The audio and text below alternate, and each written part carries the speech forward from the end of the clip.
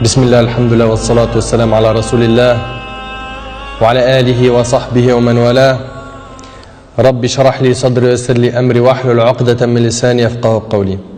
Et j'ai envie de vous raconter une super belle histoire qui a été racontée par un de nos savants contemporains. Wallahi al-azim, qu'elle est très émouvante. C'est l'histoire d'un homme qui a dit à sa femme: et si on allait manger dans un restaurant? Elle lui répondit: non, je te propose plutôt d'aller le demander à une autre femme. Moi je mange pas au resto avec toi, va manger au resto avec une autre femme. Il s'étonna, il lui dit: je t'invite à manger et tu me dis de sortir avec une autre femme? Mais comment ça? Je suis pas de ce genre d'homme. Et quelle femme tu parles? Et de quelle femme tu parles? Elle dit: ta mère. Imagine la scène. Ta mère, je renonce aujourd'hui à ton invitation pour que tu invites ta mère. Ça fait longtemps que tu ne l'as pas invitée à manger ou à se promener, sors donc avec ta maman. Il lui dit qu'Allah te récompense. Et il a tout de suite appelé sa mère et lui a dit: maman, prépare-toi, je vais venir te chercher en voiture et on ira manger et se promener ensemble. Sa mère ne l'a même pas cru. Sa mère ne l'a pas cru. Elle lui a dit: c'est vrai? Il lui dit: oui, par Allah. Viens, aujourd'hui, on va manger ensemble. Entre nous, billah alaykum. Qui d'entre vous parmi les frères mariés a déjà fait ça avec sa mère? Et effectivement, ils allèrent ensemble au restaurant. Et la mère s'est remplie d'amour, de joie et de bonheur. Pour elle, c'était un beau rêve. Peu lui importe la nourriture ou l'endroit où elle était, c'est-à-dire même manger par terre ou sur le trottoir ou dans la rue, le plus important c'est qu'elle était avec son fils et que son fils était bienfaisant envers elle.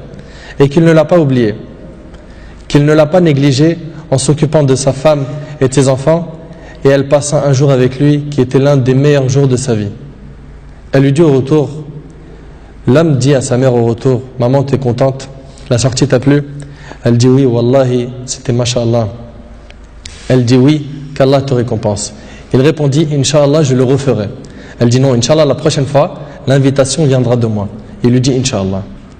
Et des semaines et des mois passèrent, le frère a été occupé, puis sa mère tomba malade et mourra.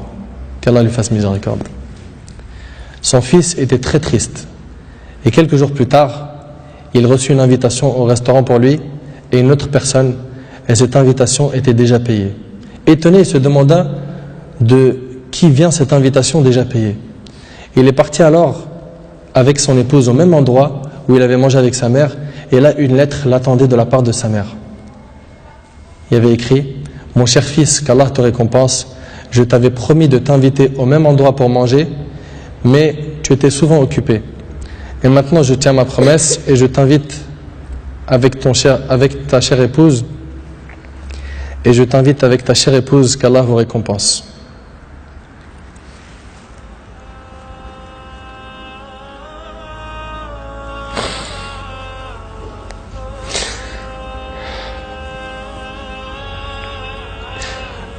Wallahi mes frères, la valeur de la mère elle est très sacrée. Faut pas la mettre en colère. Cette histoire d'amour entre cette épouse et sa belle-mère est magnifique. J'espère que nos frères et sœurs vont tirer des leçons de ce genre d'histoire d'amour entre les épouses et les belles-mères et d'essayer de reproduire ce qui s'est reproduit dans cette histoire. C'est qu'après le décès de la mère qu'on connaît sa valeur. Votre mère, si elle a envie, profitez, embrassez-lui ses pieds. Demandez-lui pardon pour les manquements, pour les mauvais comportements. Vous récolterez le succès, Inch'Allah.